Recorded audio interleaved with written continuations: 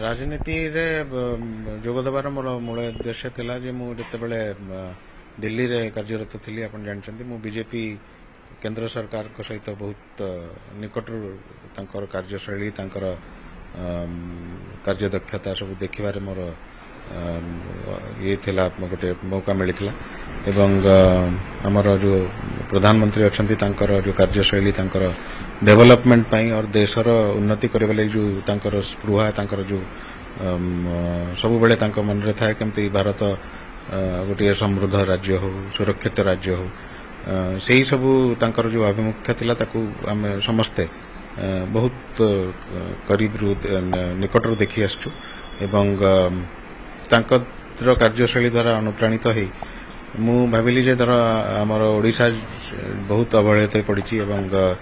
विशेष किछि एठी खास करी विगत 5 वर्ष रे आपण देखछन जे सरकार एठी बहुत नीच स्तर को आसिलानी से माने शासन रो कोनसी आभिमुख्य नहीं केवल भोट पाई विभिन्न स्कीम करबा लोकन को उपेक्षित करबा ओडिया जातिर असम्मान करबा एई सब होछि तांकर एबे उद्देश्य हे गलानी एवं बहुत दिन रहिला पर से माने बहुत मनमुखी हे गलानी एवं